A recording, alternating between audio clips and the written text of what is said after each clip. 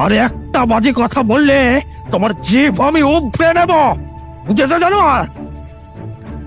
নিজেকে যথাসম্ভব সংযত রেখেই এতক্ষণ কথা বলছিলেন নিবারণ বাবু। ফিসফিসিয়েই চলছিল বাক্যালাপ, আগন্তুকও তাই। কিন্তু শেষটায় আর ধৈর্য সংবরণ করতে না পেরে এক প্রকার চিৎকার করে উঠলেন বছর 50-এর বৃদ্ধ। জোরে জোরে হাঁপাচ্ছেন তিনি। একবার সতর্ক ভরা দৃষ্টিতে দুপাশে চোখ ঘুরিয়ে পুনরায় সংযত অথচ দৃঢ় কণ্ঠে বৃদ্ধ বললে, এই শেষবারের জন্য বলে দিচ্ছি, ওটা আমার জিনিস। আমি কি করব বা না করব সেটা তোমার থেকে পরামর্শ নেব না। না, নিবারণ সান্যালকে বৃদ্ধ বলা চলে না। যদিও চুলের বেশিরভাগটাই এরই মধ্যে পাক ধরে সাদা হয়ে গিয়েছে, তবু শৌখিনতার কোনো অভাব ভদ্রলোকের নেই। রোজ নিয়ম করে দাড়ি কামান নিবারণ বাবু। ধোয়া ধুতি পাঞ্জাবি পরে রেসের মাঠে বেড়াতে যান। সপ্তাহে অন্তত 4 দিন সন্ধ্যাবেলা তিনি রওনা হন সামনের এক চোলাই মদের আড্ডায়। এই শেষের অভ্যাস ছাড়া সস্তা শব্দটা আর কোনো বিষয় তার জন্য খাটে না।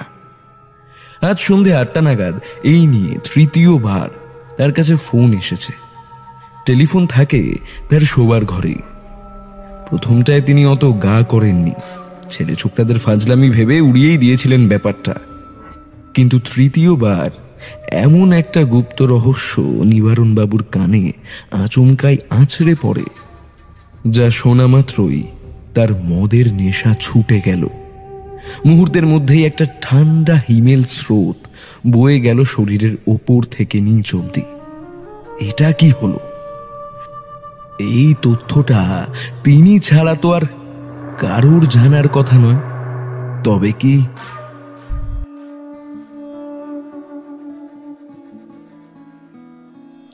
ওয়েলকাম সবাইকে। সবাই কেমন আছেন? আশা করছি সবাই খুব ভালো আছেন।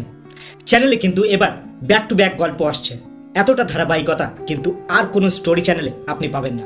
তো সেখানে আপনাদেরও তো কিছু দায়িত্ব থাকে, তাই না?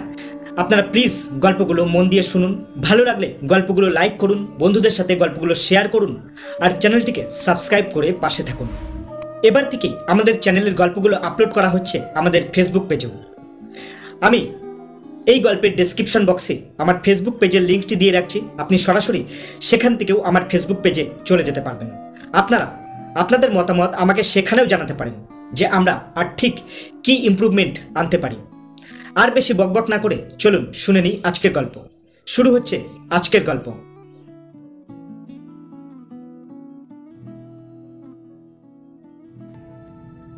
পুনশ্চ গল্পখানা আমি সাধু ভাষাতেই লিখিয়াছিলাম, কিন্তু খসড়াখানা হারাইয়া গিয়াছিল। তখন অনেক চেষ্টা করিয়াছি, তবু পাই নাই। পরে যখন বাহির হইল, তাহাও আবার ভাড়ার ঘর হইতে, তখন ইতিমধ্যেই ব্যোমকেশ বক্সীর অনেকগুলি সত্যান্বেষণ পর্ব প্রকাশিত হইয়াছে। আর তাই এই গল্পে পুনরায় কলম ধরিলাম, তবে এইবার চলিত ভাষায়। আজকাল আর স্বভাবসিদ্ধ ভঙ্গিতে দেখতে পাওয়া যায় না ব্যোমকেশকে। কেমন যেন একটা খিটখিটে মেজাজ সে আয়ত্ত করেছে।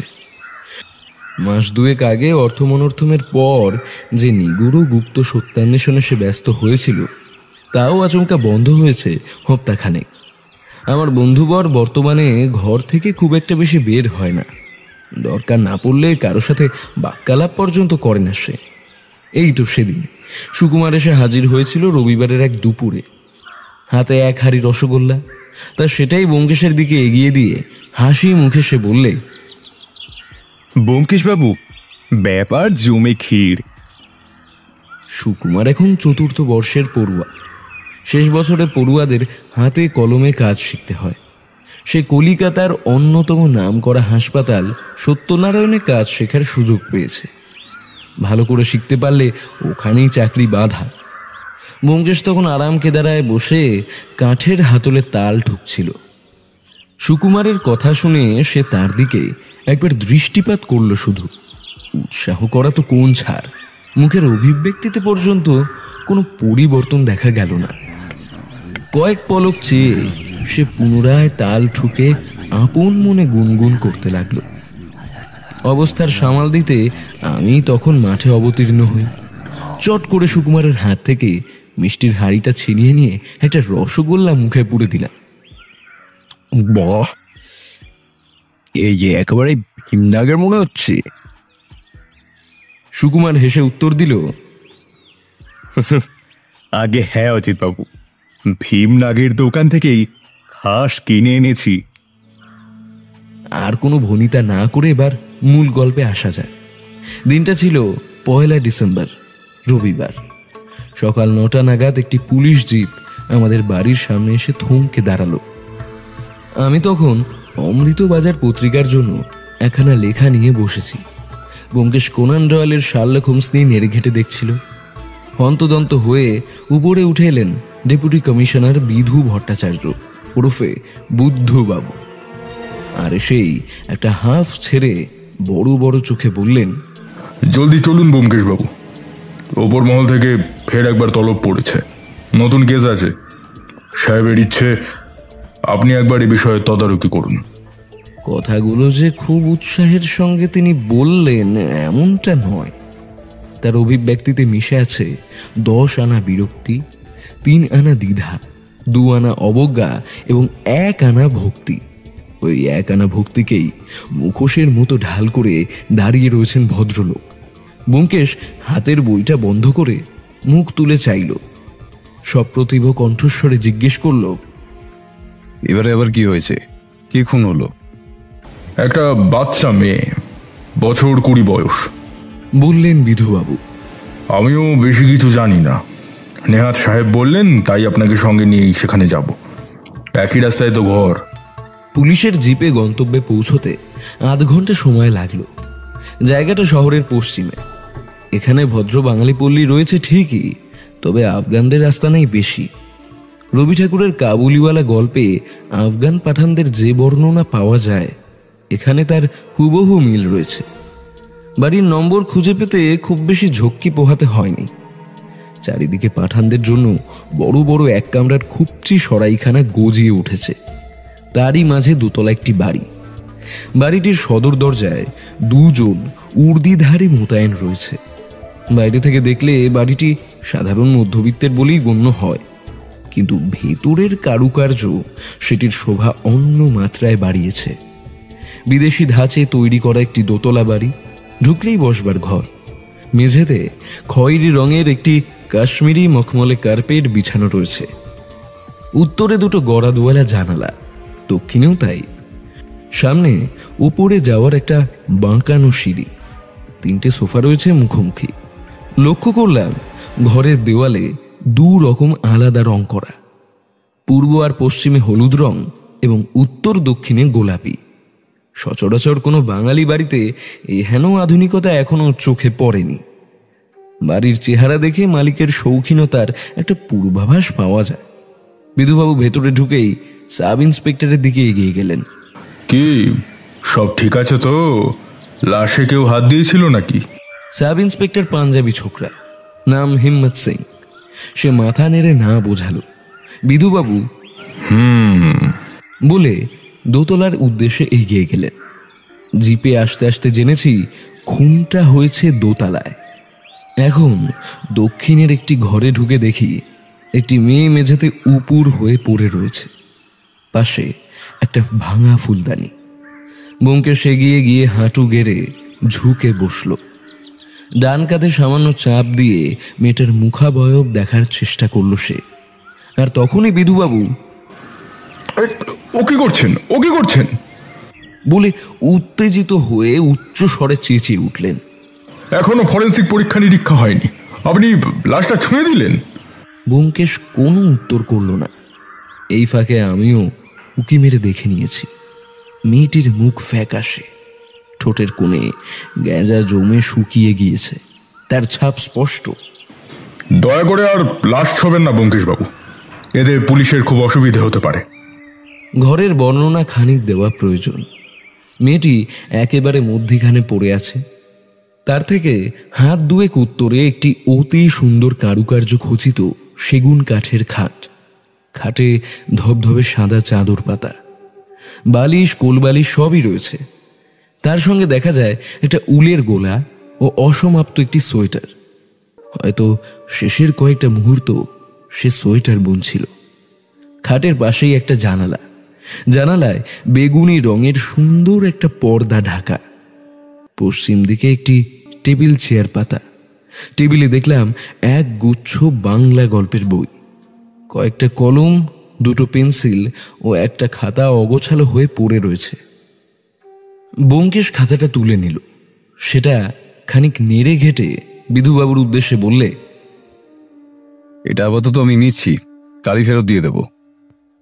বিধুবাবু কিছু বলতে গিয়েও বললেন না। টেবিলে একটা গ্লাসও দাঁড় করানো রয়েছে, কাঁচের গ্লাস। দেখে বোঝা যায় এতে দুধ ছিল, যেটা খেয়ে এই মেয়েটা মারা গেছে। ব্যোমকেশ ঝুঁকে গ্লাসটাকে একবার ভালো করে দেখে নিল, তারপর বিধুবাবুর উদ্দেশ্যে বলল,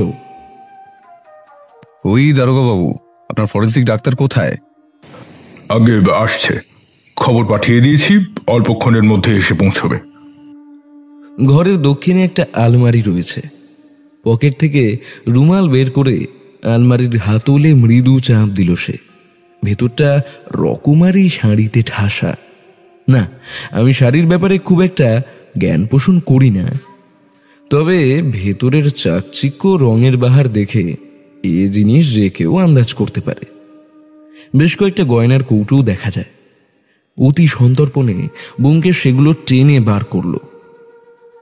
প্রত্যেকটা কৌটোই হিরে জহরত মণি মুক্তায় ঠাসা।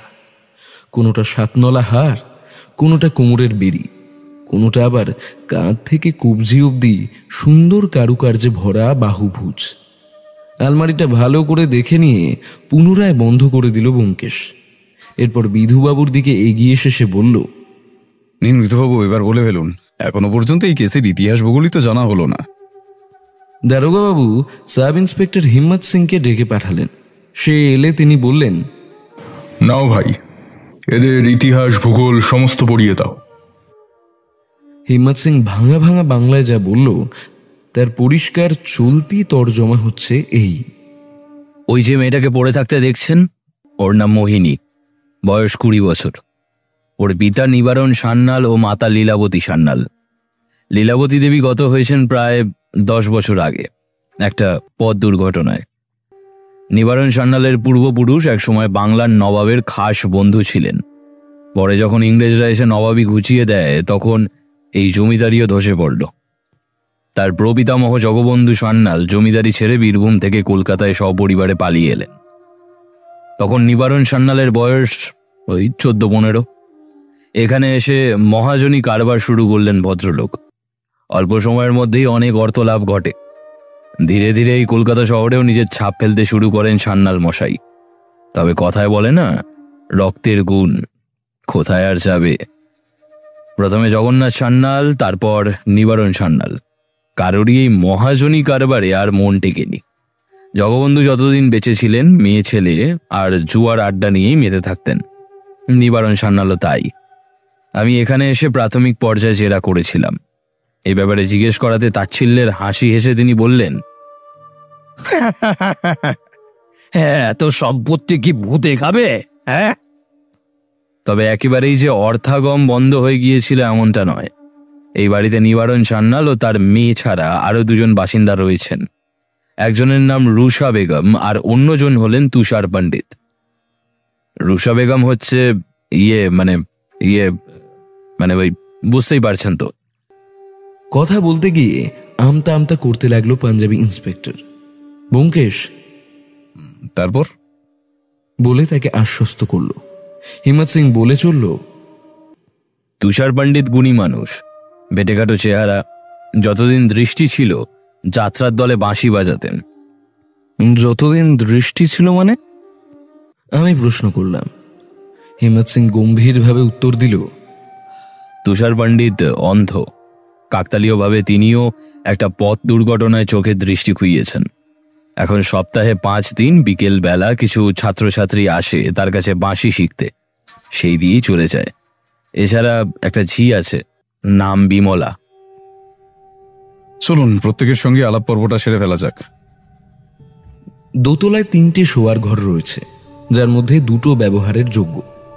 একটি মোহিনীর, এবং তার ঠিক পাশেই থাকেন নিবারণ সান্যাল। আমরা প্রথমে তার কাছে গিয়ে হাজির হলাম। ঘরটা দেখলে প্রথমটায় বিস্মিতই হতে হয়। ভেতরে ঢুকে একটা কড়া গন্ধে নাক ঝাঁঝিয়ে উঠল। অস্ফুট স্বরে ব্যোমকেশ কি যে বলল তা ঠিক শুনতে পেলাম না। ভদ্রলোক যে বিলিতি পারফিউমে সারা ঘর ডুবিয়ে ফেলেছেন তাতে কোনো সন্দেহ নেই। এছাড়াও আশ্চর্য হওয়ার জন্য একটা কারণ রয়েছে। চারিদিকে নানান অ্যান্টিক জিনিসপত্রের ছড়াছড়ি, তাও বেশিরভাগই অযত্নের শিকার। কোথাও বাইবেলের কিছু বিখ্যাত দৃশ্যের বাঁধানো ফ্রেম, কোথাও মিশরীয় আনুবিস, ক্লিওপেট্রা, ওসাইরিসের সুপ্রাচীন মূর্তি, কোথাও আবার দাঁড়িয়ে রয়েছে সেই আলী বাবার আমলের সুরা পাত্র ও সুরা দান। বোধহয় ওই দুটি ব্যবহৃত হয় বেশি, কারণ অন্য সব কিছুতে একটু আধটু ধুলো জমলেও ওগুলো একেবারে পরিষ্কার ঝকঝকে তকতকে রয়েছে। ঘরের মধ্যেখানে একটি খাট, একই রকম কারুকার্যে ভরা। পাশে একটি অ্যান্টিক টি টেবিল এবং তার উপর রাখা গ্লাস, একটা চানাচুরের কৌটো এবং দুটো বিলিতি বোতল। কে অনুমতি ছাড়াই ঘরে ঢুকলে? কোন স্কাউন্ডার? স্বরটা গুরু গম্ভীর, তবে মানুষটা নয়। বয়স আনুমানিক 60 পেরিয়ে গেছে। হৃষ্টপুষ্ট চেহারা, মাথায় পাতলা চুল, পুরোটাই প্রায় সাদা। বিছানায় ঠ্যাস দিয়ে এতক্ষণ ঝুঁকছিলেন ভদ্রলোক। এখন মুখ তুলতে দেখলাম নাকের নিচে একটা মোটা পুরুষ্টু গোঁফ নিজের 2 বাহু উঁচিয়ে রয়েছে। শৌখিন লোক বটেই নিবারণবাবু। বুড়ো আঙুল বাদে প্রায় সবকটিতেই একাধিক সোনার আংটি, লাল নীল পাথরের সমারোহ। ব্যোমকেশ একবার চার দেওয়ালে মুখ ঘুরিয়ে জিজ্ঞেস করল, আপনার মেয়ে বিষ খেয়ে মরেছে তা আপনি জানেন? লোকটা অত্যন্ত বিরক্তির সঙ্গেই জবাব দিল, তাতে কার বাপের কি? আমার জিনিস, সে মরবে না বাঁচবে তাতে পাড়া পড়শের অত মাথা ব্যথা কেন? কেন? ঘোরের মধ্যে বারবার ঢুকছেন নিবারণবাবু। ব্যোমকেশ আবারও প্রশ্ন করল, আপনার পিতা ঠিক কিভাবে মারা যান? সিফিলাস, বুঝলেন? সিফিলাস। একটা বিচ্ছিরি হাসি তার মুখে। তারপর আপন মনে বিড়বিড় করে বললেন, ছাদে কি বেশি দিন কোনো দাসী টিকত না? মাও তো ওই জন্যই। আমি ততক্ষণে খাটের পশ্চিমের জানালায় এগিয়ে গিয়েছি। সেখানে বেশ কয়েকটি দুষ্প্রাপ্য পাথর একটি কাঁচের বাক্সে সাজিয়ে রাখা রয়েছে। আপনি কি করেন? নয়নজোড়ের জমিদাররা কাজ করে না মিস্টার মিস্টার গরিবের নাম শ্রী ব্যোমকেশ বক্সী, আর উনি আমার বন্ধু অজিত বন্দ্যোপাধ্যায়। বলে আমার দিকে ইশারা করে দেখালো সে। আমিও প্রতি নমস্কারের জন্য 2 হাত জড়ো করলাম। ভদ্রলোক তাচ্ছিল্যের সুরেই বললেন, ব্যোমকেশ বক্সী, কলকাতা সেই দিকটি গিয়ে, তা আপনি এখানে কি করতে এসেছেন মশাই? কেই বা আপনাকে ভেতরে ঢুকতে দিল? কে? টিকটিকি কথাটা ব্যোমকেশের একেবারেই পছন্দ নয়। তার দিকে চেয়ে দেখলাম সে কটমট করে নিবারণ সান্যালের দিকে তাকিয়ে রয়েছে। বিধুবাবু এই সুযোগটা অবশ্য হাতছাড়া করলেন না। ব্যোমকেশকে খোঁচা দেওয়ার সুরেই শুনিয়ে শুনিয়ে বললেন, দেখুন নিবারণবাবু, আপনার মেয়ে মোহিনী গতকাল রাত্রে নিজের ঘরে খুন হয়েছে। তাই ভদ্রলোক টিকটিকি হোক আর গিরগিটি হোক, যা জিজ্ঞেস করছেন তার চটপট উত্তর দিন। এরপর আবার পুলিশের জেরা শুরু হবে। তখন কিন্তু এত তাচ্ছিল্য সহ্য করব না। আপনি জানতেন না মোহিনী খুন হয়েছে? না, আমি জানতাম না। আমি তো প্রথমে অন্য এক দারোগার কাছে খবরটা পাই, তখনও বিশ্বাস হয়নি। বিশ্বাস যখন হয়নি তখন উঠে গিয়ে দেখলেন না কেন? গিয়েছিলেন দেখতে, আপনার তো পাশেই। না, মরে থাকলে আর গিয়ে কি হবে? যদি বেঁচে থাকতো তাহলে এতক্ষণে চায়ের পেয়ালা নিয়ে হাজির হতো। আসেনি মানে নেই। মোহিনী কি আপনার নিজের মেয়ে? কথাটা শুনে উচ্চস্বরে হেসে উঠলেন নিবারণ সান্যাল।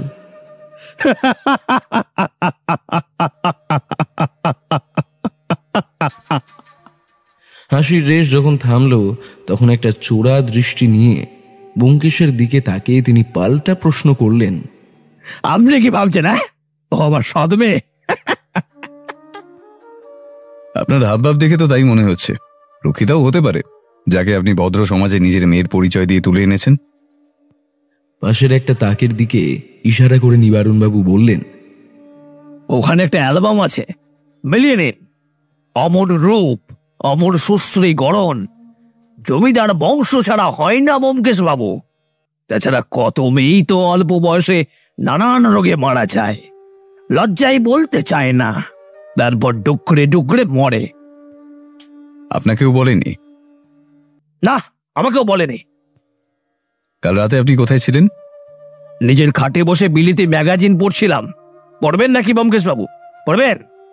খাটের পাশেই কয়েকটি বিলিতি ম্যাগাজিন ছড়িয়ে ছিটিয়ে ছিল। প্রত্যেকটার প্রথম পাতা দেখেই বোঝা যায় সেগুলো কি।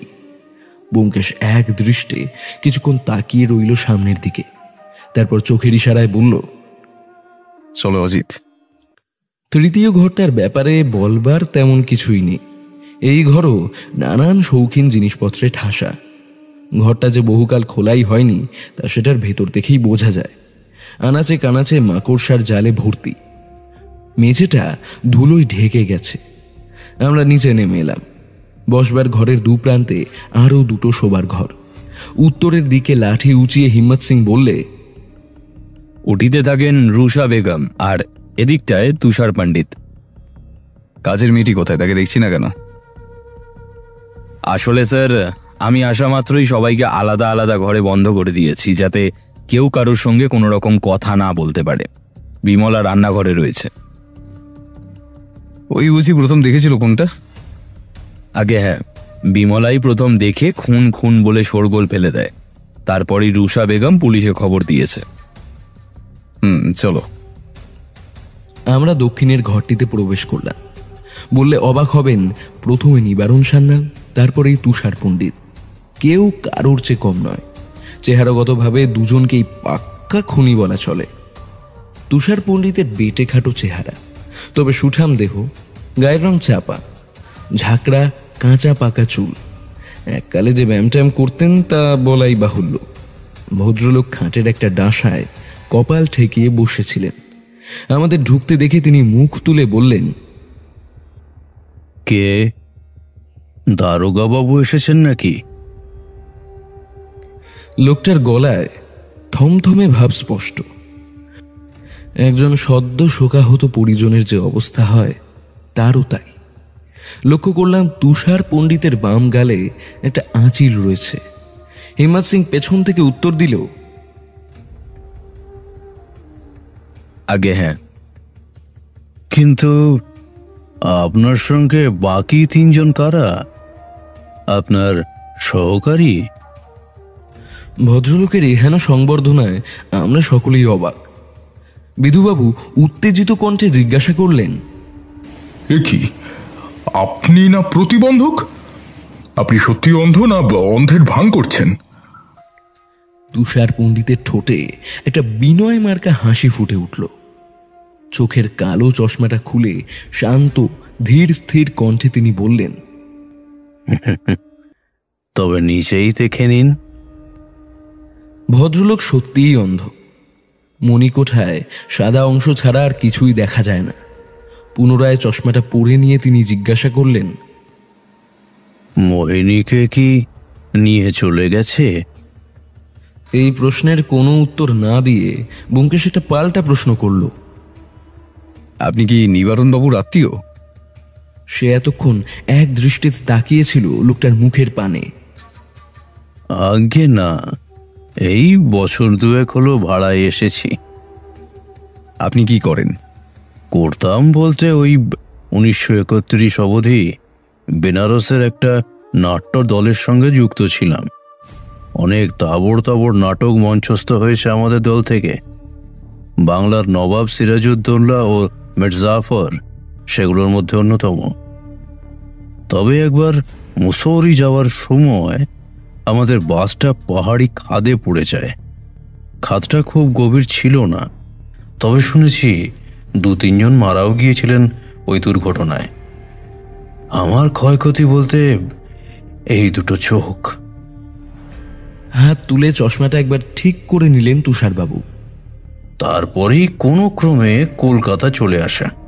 এখানে কয়েকটা ছাত্র জুটিয়েছি যারা সপ্তাহে 4 দিন বাঁশি শিখতে আসে।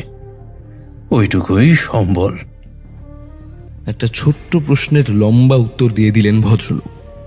ঘরে আসবাব বলতে তেমন কিছুই নেই। একটা টি টেবিল, দুটো কাঠের চেয়ার, একটা খাট ও জামা কাপড় রাখার আলনা। টেবিলের ওপর 3-4 রকমের বাঁশি রাখা রয়েছে।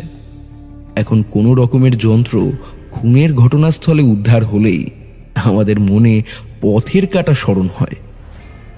ব্যোমকেশ দেখলাম সেগুলোই নেড়ে ঘেটে পরীক্ষা করছে। যদিও বিষের সঙ্গে এর কোনো যোগসাজশ সেই অর্থে সম্ভব নয়, তাও বলা যায় না। ভদ্রলোক নিজে থেকেই আবার জিজ্ঞাসা করলেন, আপনাদেরও কি বিলিতি আতর লাগানোর শখ রয়েছে? ব্যোমকেশ এবারও তার প্রশ্নের কোনো উত্তর দিল না। সে জিজ্ঞেস করল, আপনি কাল রাতে কোথায় ছিলেন? কাল বিকেলে নিজের ঘরে শুয়েই বেতার শুনছিলাম। আকাশবাণীতে জাতীয় সঙ্গীত নিয়ে একটা দুর্দান্ত অনুষ্ঠান উপস্থাপনা হয়েছিল। তারপর ওই সন্ধ্যা 6টা নাগাদ বাচ্চাগুলো আসে, তাদের সঙ্গে ছাদে গিয়ে বসি। তা ছিলাম 2 ঘন্টা মতো। তারপর সবাই চলে গেল। বিমলা আমার ঘরে খাবার দিয়ে গেল, আমি খেয়ে শুয়ে পড়লাম। লোকটা ঠিক পিছনেই একটা জানলা আছে। জানালার বাইরে বিশাল একটা আম গাছ। দেখলাম সেই আম গাছে মৌমাছিরা চাক বেঁধে রয়েছে। তারই কয়েকটা এখন ঘরের মধ্যে ভোঁ ভোঁ করতে লাগলো। আচ্ছা, আপনার নাটকের দলের নাম কি? Tiranga theatre group. নিবারণ সান্যালকে আপনার কেমন লোক মনে হয়? আমায় মাফ করবেন ব্যোমকেশবাবু, বহু কষ্টে এত কম খরচে ভালো একজন বাড়ির মালিক পেয়েছি। এমন কোনো প্রশ্ন দয়া করে আমাকে করবেন না যার জন্য আমাকে রাস্তায় গিয়ে বসতে হয়। আমার আর্থিক অবস্থা খুব একটা ভালো নয়। আচ্ছা, মোহিনীকে আপনার কেমন লাগতো? এবার ভদ্রলোকের মুখে তার স্বভাব সিদ্ধ হাসিটা ফিরে এলো। তিনি বললেন, ভালোই। একমাত্র ওই মাঝে মধ্যে আমার ঘরে এসে গল্পগুজব করতো। ভাড়াটে বলে কোনোদিন মনেই করেনি। যত্নআত্তি করতো সবই। আমি মাঝে মধ্যে ওকে বাঁশি বাজানো শেখাতাম। খুব ভালো ছাত্রী ছিল মেয়েটা, চটচট করে সব শিখে ফেলত। কেন জানি না বারবার আমার অর্থমনর্থমের কথাই মনে পড়ে যাচ্ছে এখন। সত্যবতী, ফণিলাল, করালি বাবু সবাই যেন মিলেমিশে একাকার, শুধু চরিত্রের নামগুলোই যে আলাদা। একজন পঙ্গু যে কতখানি ধূর্ত হতে পারে তার নমুনা আমরা আগেই পেয়েছি। এই তদন্তের ঠিক আগেই ওই কেসটা ঘটেছে বলেই কি মনের ভেতরটা বুদবুদ করছে ঠিক জানা নেই। আচ্ছা, আপনার কাউকে সন্দেহ হয়? ব্যোমকেশ প্রশ্ন করল। তুষার পণ্ডিত হেসে উত্তর দিলেন, অন্ধের আবার গোয়েন্দাগিরি। আগে না, কাউকেই সন্দেহ হয় না। তাহলে কি আপনি খুনটা করেছেন বলতে চান? এক পলকের জন্য দেখলাম তুষার পণ্ডিতের চোয়াল শক্ত হয়ে উঠল। পর মুহূর্তেই বিনীত সেই হাসিটা হেসে ঠান্ডা গলায় তিনি বললেন, এককালে পেটের দায় অনেক কিছুই করতে হয়েছে ব্যোমকেশবাবু। বাস্তবে দরকার পড়লে মানুষ সর্বভুক হয়ে ওঠে, জানেন তো। শীতের সকাল, রোদে ঝলমল করছে চারিদিক। ইতিমধ্যেই ফরেন্সিকের লোকজন এসে নিজেদের কাজ শুরু করে দিয়েছে। আমরা এবার রুষা বেগমের ঘরে গিয়ে উপস্থিত হলাম। রুষা বেগমের ঘরটা একজন দুদে সঙ্গীত বিশারদের ঘরের মতোই সাজানো।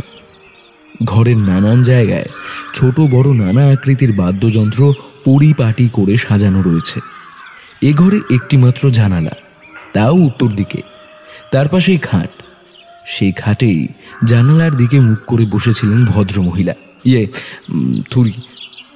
রুষা বেগমকে মহিলা বলা চলে না, আবার তিনি পুরুষও নন। একটা গাঢ় সবুজ রঙের শাড়ি পরেছেন, মাথার লম্বা চুল খোপা করে বাঁধা, কপালে একটা লাল টিপ। দেহের গঠন দেখে বেশ শক্ত সামর্থ্য বোধ হয়। আমাদের ঢুকতে দেখে তিনি মুখ ফিরিয়ে তাকালেন। অত্যন্ত অপ্রসন্ন সূচক একটা অভিব্যক্তি করে তিনি বললেন, বড় স্ত্রীর ঘরে টোকা মেরে ঢুকতে হয়, আপনারা তা জানেন না বুঝি? ব্যোমকেশ মৃদু হাসল। কেন, আড়ি পেতে শোনাও কি মহিলাদের জন্মসিদ্ধ অধিকার? আমি আশা থেকে দেখছি আপনি আড়ি পেতে দরজার আড়াল থেকে আমাদের কথোপকথন শোনার চেষ্টা করছেন। আপনার ছায়া পড়েছিল দরজার আড়ালে, জান্নার দিকে তাকিয়ে দেখার ভানটা না করলেও পারতেন। রুষা বেগম মুহূর্তের জন্য দমে গেলেন। ব্যোমকেশ এবারে সোজা সাপটা প্রশ্ন শুরু করল। আপনি এই ভিটেতে উঠলেন কি করে? খানিকক্ষণ চুপ থেকে তিনি মিহি গলায় উত্তর দিলেন, আমি বোম্বাই শহরে কাজ করতাম। কাজের পাশাপাশি নাচ গানেরও শখ ছিল আমার।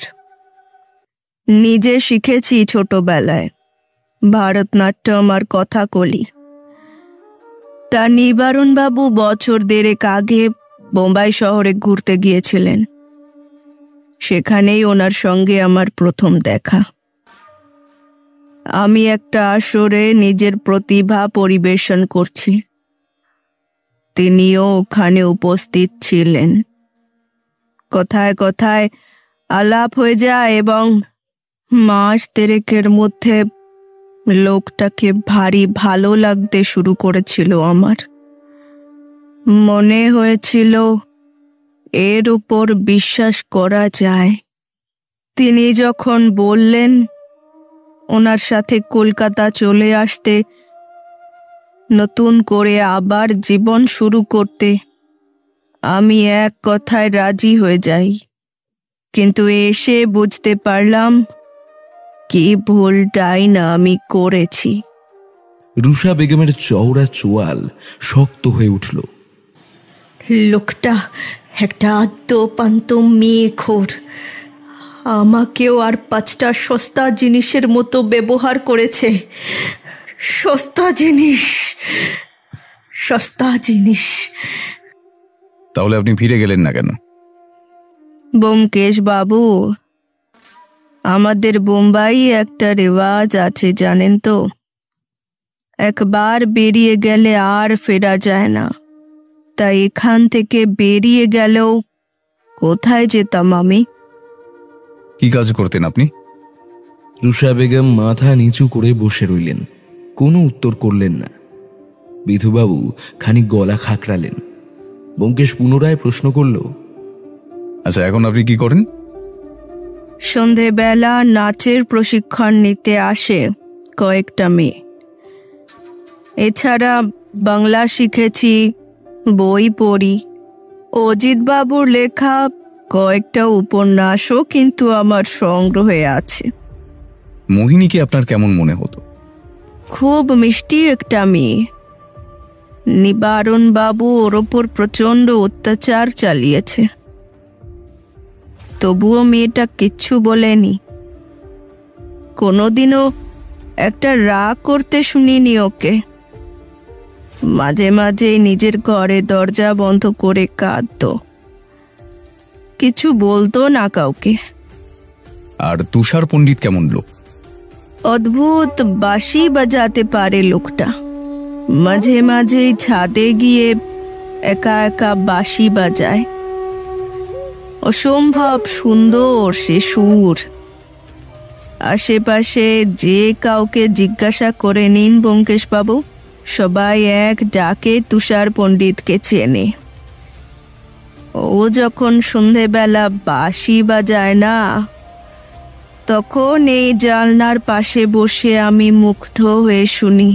আশেপাশের ঘরগুলো থেকে স্ত্রী ঝিয়েরা ছাদে উঠে ওর বাজনা শুনতে। ওই করেই তো ওর পসার বেড়েছে এখন। কাউকে সন্দেহ হয়? 7 কাণ্ড রামায়ণ পড়ে এখন জিজ্ঞাসা করছেন সীতাকে কে হরণ করেছে। রুষা বেগমের ঘর থেকে বেরিয়ে আসতেই দেখি সরকারি পক্ষের ডাক্তার আমাদের জন্যই বসার ঘরে অপেক্ষা করছিলেন। বিধুবাবুকে কাছে আসতে দেখে তিনি উঠে দাঁড়ালেন। তারপর তার উদ্দেশ্যেই বললেন, লাশটা আমি নিয়ে যাচ্ছি, পোস্টমর্টেম করতে হবে। রিপোর্ট কালকের মধ্যে আশা করি পেয়ে যাবেন। ঠিক কখন মৃত্যুটা হয়েছে ডাক্তারবাবু? প্রশ্নটা করল ব্যোমকেশ। ডাক্তার ঘোষাল ভুরু কুচকে বললেন, প্রাথমিকভাবে দেখে তো মনে হয় বিকেল 5টা থেকে রাত 10টার মধ্যেই ঘটনাটা ঘটেছে। তার থেকে বেশি এধার ওধার হওয়ার সম্ভাবনা নেই।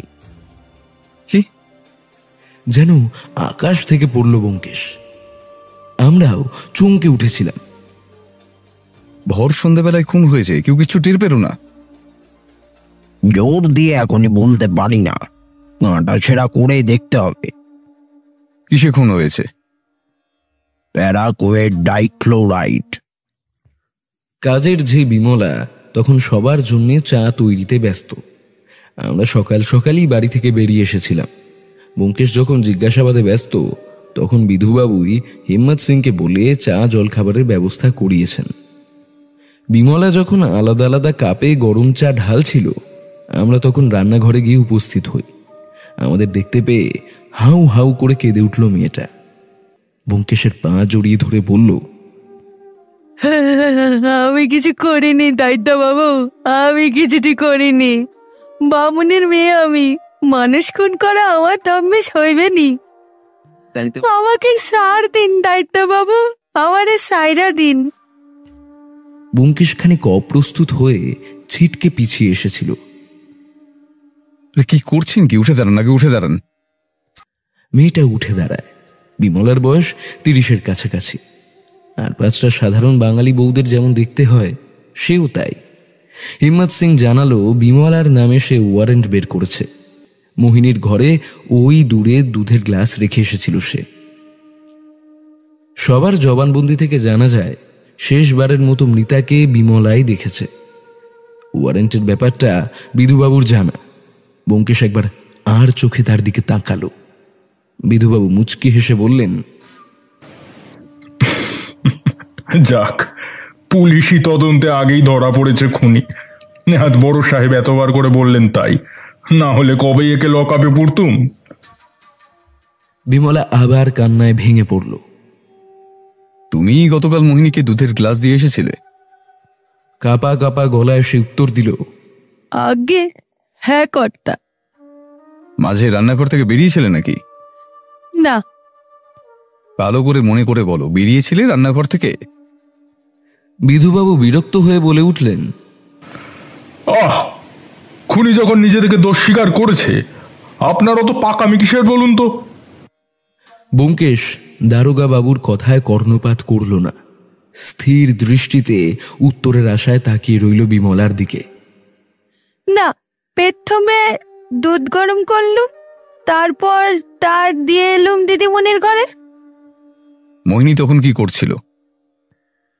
ওল বুনছিল। আচ্ছা, সে কি রোজ সন্ধ্যাবেলা দুধ খায়? না, রাতে খাওয়ার পর দুধ খেত। তবে কাল বললে শরীরটা ভালো ঠেকছে না বিমলাদি, রাতে আর কিছু খাবো না, তুমি শুধু দুধটা দিয়ে যেও। আমিও যথারীতি দুধটা দিয়েই চলে এলুম। বাকিরা কেউ রাতে খায়নি? হ্যাঁ, খেয়েছি তো। বড়বাবু খেলেন, পণ্ডিত মশাই খেলেন, তবে নিজের ঘরে বসে। একমাত্র রুষা দিদি আমার সাথে গল্প করতে করতে খেয়েছিলেন। আচ্ছা, সেটা কটা নাগাদ? 9:30। তখন মোহিনী ঘরে ছিল? ঠিক বলতে পারবো নে। দিদিমণির ঘরের দরজা ভেজিয়ে রেখেছিল, শরীর খারাপ বললে, তাই আর তো জিজ্ঞেস করিনি। কোনো ভাঙচুরের আওয়াজ তুমি পাওনি? দিদিমণির ঘরের বড় ফুলদানিটার কথা বলছেন তো? রান্নাঘর থেকে একটা আওয়াজ পেয়েছিলাম, তবে মনে হয়েছিল ওটা বড়বাবু করেছেন। আসলে মদে সুর থাকলে বড়বাবুর আর জ্ঞান থাকে নে। আগেও অনেক জিনিস এভাবে নষ্ট করেছেন তিনি। তুমি কখন লাশটা দেখলে? আজ সকালে। কোনোদিন দিদিমণি অত দেরি করে ঘুম থেকে ওঠে না, সেই ছোট থেকে দেখে আসছি। দিদিমণি ভোর ভোর উঠে স্নান সেরে পুজোয় বসেন। তারপর আমি এলে একসাথে বাড়ির কাজে হাতে। আজ সকালে যখন দিদিমণির ঘরের সামনে গেলুম, দরজা ধাক্কাতে যাব, দেখি সেটা খোলা। তারপর তুমি কাল কখন বাড়ি ফিরেছিলে? আমি রোজ রাতে 10:30 নাগাদ সবার খাওয়া হয়ে গেলে তরকারি নিয়ে বাড়ি ফিরি। কালও এমন সময় বাড়ি ফিরে গিয়েছি। আমার বাড়ি তো কাছেই। তোমার বাড়িতে কে কে আছে? এই প্রশ্নটা শুনে ফের সুর করে কেঁদে উঠল বিমলা। ও দায়িত্বা বাবু, আমার 7 বছরের একটাই বাচ্চা আছে, একটা স্বামী আছে, সংসারটা ধসে পড়বে। দায়িত্বা বাবু, আমায় ছেড়ে দাও। আমি বামুনের মেয়ে, খুন করে আমার দমে সইবে না। আমরা বেরিয়ে এলাম। হিম্মত সিং জানালো বিমলার স্বামীর নাম কিশোর। সেই তল্লাটেই রিক্সা টানে। বউকে পুলিশ পাকড়াও করেছে শুনে প্রথমে এখানে সে হাঁ হুতাশ করেছিল, তারপর গালিগালাজ করতে করতে চলে গিয়েছে। যাওয়ার আগে সে বলে গিয়েছে একজন ভালো উকিল নিয়ে তবে সে ফিরবে। সর্বহারা হলে সে হোক, তবে নিজের স্ত্রীকে সে উদ্ধার করবেই। ঘর থেকে বেরিয়ে এসে ব্যোমকেশ বিধুবাবুর উদ্দেশ্যে বলল, আপনি একটু খানা তল্লাশি চালিয়ে দেখুন নিবারণ সান্যালের কোনো উইল রয়েছে কিনা। বিধুবাবু যেন আকাশ থেকে পড়লেন। অবাক দৃষ্টিতে প্রশ্ন করলেন, ও মশাই, আপনি কি এখনো কালীচরণেই আটকে আছেন নাকি? এই তদন্তে নিবারণের উইলের কি প্রয়োজন আছে? মুচকি হেসে ব্যোমকেশ বললে, না থাক, তবু দেখতে ক্ষতি কি, চলে। দুপুর থেকে ব্যোমকেশ নিজের লাইব্রেরি ঘরে দৌড় দিয়েছে। খাওয়ার সময় অনেক করে ডাকলাম, কোনো সাড়া করল না। শেষে বাধ্য হয়েই পুটিরামকে বললাম ভাতের থালা সে যেন পড়ার ঘরেই রেখে আসে। ওই একটি বার দরজা খুলেছিল বন্ধুবর, তখনই দেখেছিলাম চুল উস্কো খুস্কো, চারিদিকে বইপত্র সব ছড়ানো। ব্যোমকেশ কাঠের চেয়ারে এক পা তুলে হাঁটুতে জোরে জোরে কড়াঘাত করে চলেছে। সেদিন বিকালে সুকুমারের বাড়ি থেকে একটা টেলিফোন আসে। আমি তখন সবে ভাত ঘুম দিয়ে উঠেছি। জল খেতে যাব এমন সময় টেলিফোনটা ক্রিং ক্রিং শব্দে বেজে উঠল। আমি যথারীতি গিয়ে রিসিভারটা তুলে হ্যালো বললাম। একে শীতকাল, তার উপর ভাত ঘুম, বাঙালির অত্যন্ত প্রিয়। ঘুমের রেশ তখনও পুরোপুরি কাটেনি। আচমকাই একটা মহিলা কণ্ঠস্বর শুনে আমার সমস্ত ঘুম এক নিমেষে ছুটে গেল। হ্যালো। আসলে আমি ভেবেছিলাম ফোনটা হয়তো বিধুবাবু করেছেন নিবারণ সান্যালের উইল সম্পর্কিত কোনো তথ্য নিয়ে, কিন্তু ফোনটা করেছিল হবু বৌঠান, থুড়ি সুকুমারের বোন, থুড়ি সত্যবতী। জল গলার বদলে নাকে ঢুকে চো চো করে উপরে উঠতে লাগলো। তখন বিষম খেয়ে সে কি কাণ্ড! ওপার থেকে শুনতে পেলাম সত্যবতী শট শট বলে চলেছে। বেশ কিছুক্ষণ জলের সঙ্গে মোকাবিলা করে যখন খানিক ধাতস্থ হয়েছি, তখন সে বলল, দাদা, ব্যোমকেশ বাবু বাড়ি আছেন? এই হচ্ছে মহাজালা। না এসপার না ওসপার। নারী জাতিকে মিথ্যে কথা বলার জো নেই, সে সব মনে রাখে। আর যদি মিথ্যা বলি আর সেটা কোনো উপায় আগামীকাল গিয়ে ধরা পড়ে, তাহলে আর রক্ষে থাকবে না। আগামী বছরের শুরুতেই সত্যবতী এই বাড়ির একমাত্র লক্ষ্মী হয়ে আসতে চলেছে। সেখানে আর যাই হোক, গৃহদেবীকে তো আর রুষ্ট করা যায় না। অন্যদিকে ব্যোমকেশও আমার বহুকালের বন্ধু। এই সময়ের মধ্যেই দুজনের মধ্যে একটা দাদা ভাইয়ের মাখো মাখো সম্পর্ক। সেখানে তাকেই বা চটাই কি করে? পুটিরাম বসার ঘরে মেঝেতে বসে তখন রেডিও শুনছিল। হাতের ইশারায় তাকেই ডাকলাম। সে এলে, বৌঠান, আমার না প্রচন্ড পিঠ ব্যথা, হ্যাঁ, প্রকৃতি ডাকছে। এই বলে রিসিভারটা তার হাতে হস্তান্তর করে চটপট কেটে পড়লাম। হ্যালো। নিজের স্বভাব সিদ্ধ গেয় ভঙ্গিতে কানের পাশে রিসিভার তুলে ধরল পুটিরাম। সপ্তাহে একবার সে নিজের দেশে ফোন করে, তখন দেখেছি। হ্যাঁ, কে বলছেন? হ, আচ্ছা আচ্ছা, হ্যাঁ আছে তো, আমি ডেকে দিচ্ছি, একটু দৌড়ুন। পুটিরামটা একটা আস্ত গাধা। সে রিসিভারটা হাতে ধরেই ব্যোমকেশের উদ্দেশ্যে হাঁক পারল। বাবু, বউটান ফোন করেছেন। বলে দাও আমি বাড়ি নেই, ফিরতে রাত হবে। ভেতর থেকে ব্যোমকেশের গলা ভেসে এলো। হ্যাঁ বউটান, বাবু বললেন বাবু বাড়ি নেই, তার ফিরতে অনেক রাত হবে। সন্ধ্যাবেলা ব্যোমকেশ দরজা খুলে বাইরে বেরিয়ে এলো। একটা আড়মোড়া ভেঙে আমার উদ্দেশ্যে বলল, কি অজিত, সব ভালো তো? হ্যাঁ। আমি তখন বসবার ঘরের সোফায় হেলান দিয়ে নতুন উপন্যাসের খসড়া তৈরি করছিলাম। মুচকি হেসে উত্তর দিলাম, আর কি ভালো আর কি খারাপ অল্প দিনের মধ্যেই তো টের পাবে। সেও এবারে হেসে উঠল। তারপর নিজের আরামকে দ্বারা এসে বসে পুটিরামের উদ্দেশ্যে হাঁক পারতে লাগলো। পুটিরামকে বলে দিয়েছি, সে চা বসিয়েছে। আচ্ছা, তা বেশ বেশ। তার ফুরফুরে মেজাজ দেখে আমি চেপে ধরলাম এই সুযোগ। যদি বন্ধুবরের পেট থেকে একান্তই কথা বের করতে হয়, এর থেকে ভালো সময় আর পাওয়া যাবে না। আমি হাতের খাতাটা বন্ধ করে জিজ্ঞাসা করলাম, এই ব্যোমকেশ, কিছু বুঝলে? সে আপন মনেই চেয়ারের হাতায় তাল ঠুকতে ঠুকতে গুনগুন করছিল। সেভাবেই বলল, কি ব্যাপারে? আরে আজকের খুনের ব্যাপারে কিছু বুঝলে? দূর, যত সব বাজে ব্যাপার। এখনো পোস্টমর্টম রিপোর্টই হাতে এসে পৌঁছলো না। আমি খাবো খাই ভেবে মরছিলাম। যত সব বাজে ব্যাপার স্যাপার। তা কোনটা বাজে ব্যাপার শুনি? ব্যোমকেশ এবার পাঞ্জাবির পকেট থেকে একটা ছোট খাতা বের করলো। সেটাই আমার দিকে বাড়িয়ে বলল, এই দেখো তো, কিছু দেখতে পাও কিনা? আমি তার হাত থেকে খাতাটা নিয়ে এলাম। এটা সেই খাতাটাই না যেটা মোহিনীর টেবিলে পাওয়া গিয়েছিল? সে মাথা নাড়ল। আমি খাতাটা উল্টে পাল্টে ভালো করে দেখলাম। পুরোটাই সাদা, কোথাও কালির একটা আঁচড় পর্যন্ত নেই। খরচের মধ্যে শুধু প্রথম দুটো পাতা ছেঁড়া গেছে। আর কিছু দেখতে পেলে না? আমি মাথা নাড়লাম। খাতাটা খুলে প্রথম পাতায় নিজের পেন্সিল দিয়ে একটু ঘষো, দেখো তো কিছু লেখা ফুটে ওঠে কিনা। ব্যোমকেশের কথা মতো পেন্সিল দিয়ে খাতার প্রথম পাতাটায় ঘষতে লাগলাম। সে যে কিছু অদৃশ্য লেখার কথা উল্লেখ করছে সেটা বুঝতে পেরেছি।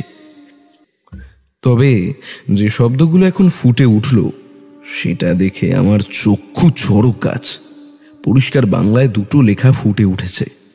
খাতার ডান দিকে এক জায়গায় লেখা, ইতি তোমার প্রণয়া রুষা, এবং তার থেকে 3-4 লাইন নিচে, ইতি তোমার সহধর্মিণী রুষা।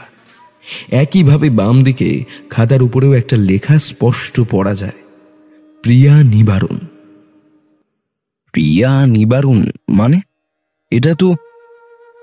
ব্যোমকেশ চট করে আমায় সংশোধন করে বললে,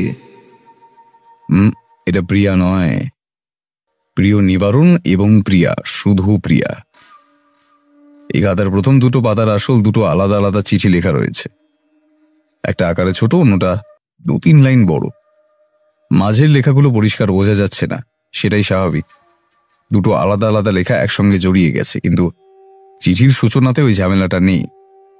শুরু আমরা এক জায়গায় দিয়েই করি, বাম দিক থেকে। তাই প্রিয়া নিবারণ। কিন্তু মোহিনীর ঘরে ওই যে তোমার প্রিয়া। রুষা বেগমের কলমের জোর দেখে স্তম্ভিত হতে হয়।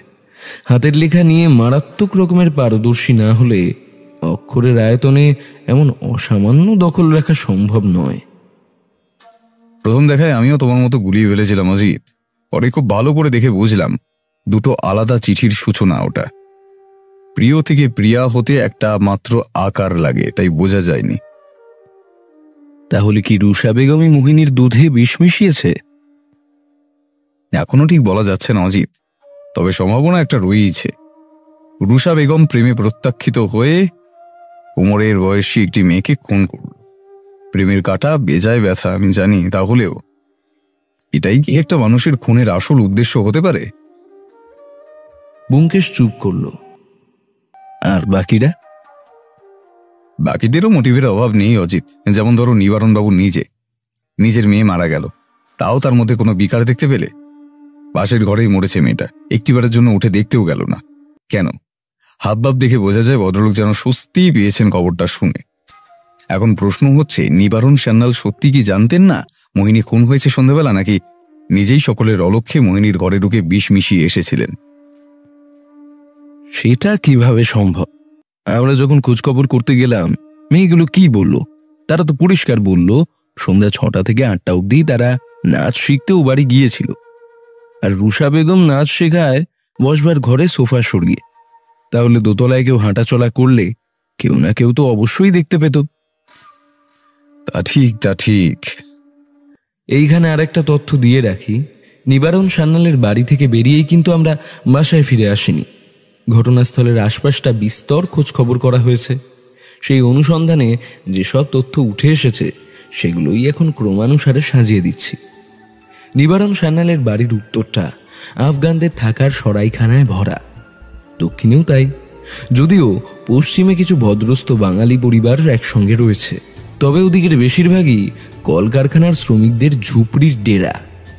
সেখানেই খোঁজ খবর করে জানা গেল গতকাল সন্ধে 6টা থেকে 9:30 অবধি তুষার পণ্ডিত বাড়ির ছাদেই বসে বাঁশি বাজিয়েছেন।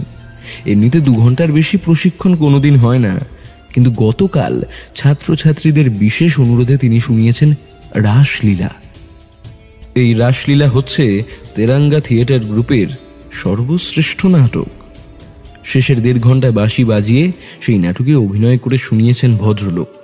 যারাই শুনেছে তারাই তুষার পণ্ডিতের উদাত্ত কণ্ঠ, মুখস্থ বিদ্যা ও অভিনয়ে অভিভূত। নিবারণ সান্যালের মতো গেরস্থদের প্রায় সবারই 2তলা 3তলা বাড়ি।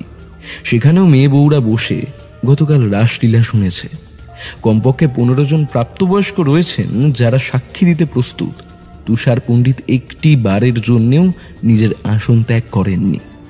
রাসলীলা শেষে তার ছাত্ররাই ধরে ধরে ঘর অবধি পৌঁছে দিয়েছে তাকে। রুষা বেগমের ব্যাপারেও ভালো কথাই জানা যায়। ভদ্রমহিলা গরিব দুঃখীদের জন্য একটা স্কুল তৈরি করার প্রতিশ্রুতি দিয়েছেন, বিনামূল্যে শিক্ষাদান। এছাড়াও তিনিও নাকি মনের দিক থেকে খুবই স্বচ্ছ, কারোর সঙ্গে কোনো ঝগড়া নেই, নিজেও যেচে কোনো বিবাদে জড়ান না। রুষা বেগমের বন্ধুর অভাব। শুরুতে নিজে থেকেই অনেকের সঙ্গে আলাপ জমানোর চেষ্টা করেছেন, কিন্তু কেউই খুব একটা পাত্তা দেয়নি। মুখ ফিরিয়ে নিয়েছে অনেকেই। যারা ফেরায়নি মূলত তাদের বাড়ির মেয়েরাই নাচ শিখতে আসে তার কাছে। তার নাচের ছাত্রীরাও জোর দিয়ে বলেছে রুষা বেগমকে গতকাল সন্ধ্যায় তারা উপরে উঠতে দেখেনি। 8 ঘন্টার জন্য নিজের ঘরে চলে গিয়েছিলেন ঠিকই, তবে আবার ফিরেও এসেছেন। জিজ্ঞেস করাতে বলেছেন শরীরটা ভালো নেই, তাই একটু শুয়ে পড়েছিলেন ভদ্রমহিলা। নাচ শেষ হয় 8টায়, তারপর সবাই বাড়ি ফিরে গিয়েছে। নিবারণ সান্যালের ব্যাপারে মিশ্র প্রতিক্রিয়া পাওয়া যায়। কেউ কেউ বলে লোকটা নাকি দেউলিয়া হয়েছে অনেক আগে, প্রচুর ধার, প্রচুর দেনা। ওর বাড়িতে যে সমস্ত জিনিসপত্র রয়েছে তার বেশিরভাগই নাকি ভাড়ায় আনা। কে ভাড়া দিল সেটা এখনো জানা যায়নি, তবে রেসের মাঠে বিপুল অর্থ খুইয়েছেন ভদ্রলোক। অপর শ্রেণীর মতে লোকটার ঘরের মধ্যে কোথাও গুপ্তধন লোকানো রয়েছে। এত ঠাটবাট, এত বাবুয়ানা আজকের বাজারে এমনি এমনি। 2 জন ভাড়াটে রেখেছেন লোক দেখানোর হেতু, যাতে কেউ সন্দেহ না করে। তাদের দৃঢ় বিশ্বাস শুধুমাত্র ওই ভাড়াটিয়াদের ভাড়ায় এহেন বাবুয়ানা তো দূর, সংসার চালানো দুঃস্বপ্ন। এরপর কাজের ঝি বিমলা। বিমলা মেয়েটা সাদাসিধে, তার বড় ওই এলাকায় রিক্সা টানে। রাতের বেলা একটু ঠাট্টা তামাশা, জুয়ার আড্ডা করে ঠিকই, তবে অভদ্র বলা চলে না।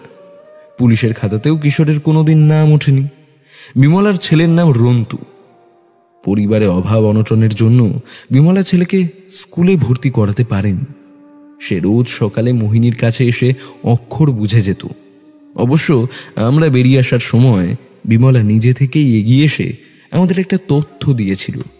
সে বলেছে গতকাল সন্ধ্যে 7টা নাগাদ সে যখন নিবারণবাবুর ঘরে চা দিতে গিয়েছিল, তখন ভদ্রলোক ফোনে কার সঙ্গে যেন চাপা স্বরে ঝগড়া করছিলেন। বিমলাও ফোনটা করে থাকতে পারে। বিমলা? হ্যাঁ, বিমলা। মোহিনীর আলমারি থেকে যখন গয়নার বাক্সগুলো বের করছিলাম তখন কয়েকটি তো উধাও হয়েছে। কি করে বুঝলে? ওইটাই তো অজিত, এতদিন আমার সঙ্গে আছো তাও ঠিক করে দেখতে শিখলে না। গয়নাগুলো বিখ্যাত মাধব জুয়েলার্স থেকে কেনা হয়েছে। কলকাতায় মাধব জুয়েলার্স ওই একটি দোকান বর্তমানে যা পুরো সেট গয়না ছাড়া গড়ায় না। যেমন ধরো গলার সঙ্গে কানের সেট অথবা হাতের সঙ্গে কোমরের সেট, একক গয়না ওখানে পাওয়া যায় না। ওসব বড় লোকদের জায়গা ভায়া। তুমি কি করে জানলে? সত্যবতী কি? দেখতে না শিখলেও বাঁকা সুরে কথা ভালোই বলতে পারো। আমি হেসে ফেললাম। বিভিন্ন সেটের বিভিন্ন কবজি থেকে কিছু কিছু গয়না মিসিং। তাছাড়া বাক্সগুলো থাক থাক করে রাখা ছিল। একেবারে উপরের বাক্সটাতেও একটা দাগ লক্ষ্য করলে আমি নিশ্চিত ওর উপরেও কিছু বাক্স থেকে থাকবে যা সরানো হয়েছে।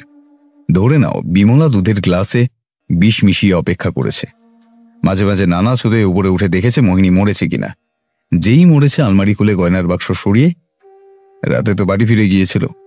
এখন সে গয়না উদ্ধার হওয়ার আশা কম। কিন্তু বিমলার ছেলেকে তো